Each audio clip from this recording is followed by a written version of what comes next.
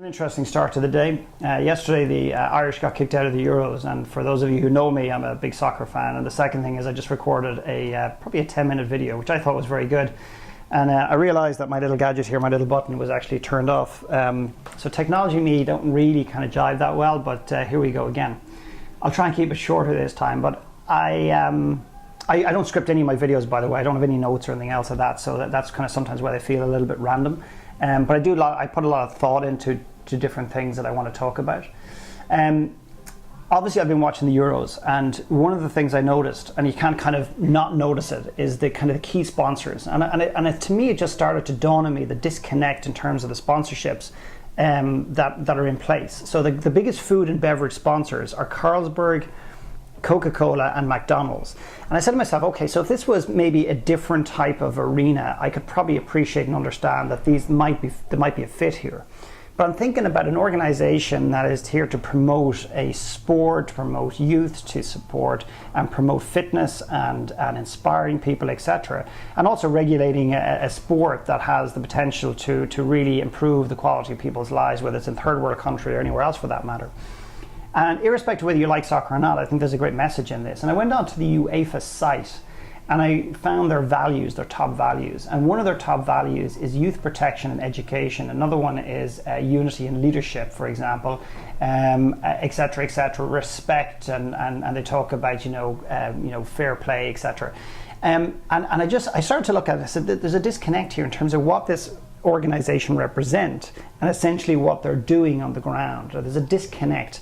Because ultimately, in my personal opinion, if they wanted to take in sponsorship deals that were more aligned to who UEFA are, who are a soccer governing body, by the way, they will be more kind of health driven or more health conscious than some of the companies they currently have. Now, I appreciate they may not have the budgets. In other words, UEFA may not get the money, but if it's all about the money, guys, then we're in trouble. That's one of the problems. And ironically, by the way, I sat down a few minutes ago to do this video, and I actually wanted to do a different video, but this just came to me. I was watching an interview recently with Jack Nicklaus, and Jack Nicklaus is one of the greatest golfers that ever lived. And when he won his first major, he said that one of the most defining points about winning that major was not the major and the publicity. It was when he looked at himself in camera. And again, I'm paraphrasing slightly because I just came into this interview at the back end. I think he said that it was the first time he saw himself playing golf in color, I think. And when he got up to tip a putt in on, I think, the 15th or something, he noticed that he had a cigarette hanging out of his mouth because, they literally walked away around with cigarettes hanging out of the mouth, and he stood up and putted it in. And he said, really, I'm not the greatest role model with a cigarette hanging out of my mouth as people start to watch television. So he recognized that television was going to be a medium in which, if he continued to play well, he was going to be exposed to a lot of people. And therefore, he had to really create some principles and guidelines and values that he felt proud of. And he decided in that moment to give up cigarettes. But he went a step further, and he went home after winning the major and said no to a contract, to money had already been sent to him from a tobacco company. He sent the money back and said, guys, I cannot do this. It's just not in my radar. And I remember as a young kid, when I say young kid, I think it was 18, and I was driving a little van around Dublin, and I was packing shelves for supermarkets, etc.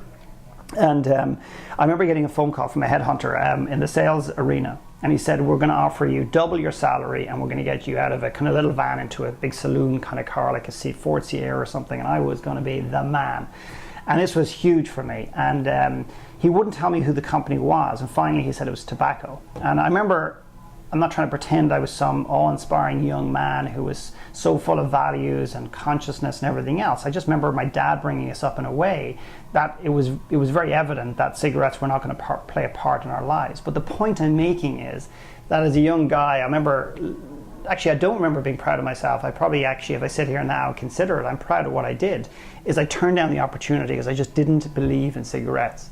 And I've never represented a company or an organization for any length of period of time that I don't believe in, I don't fully get behind, and fully are passionate about. So UEFA to me is a disconnect, but let's bring it back to you.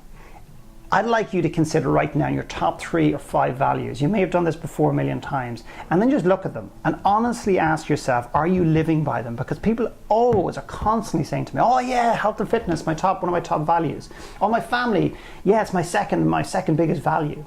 And yet you look at their lives and they're overweight. They don't give themselves a lot of time in the gym or walking or eating nutritional, decent food or whatever it happens to be, or even spending time with their family.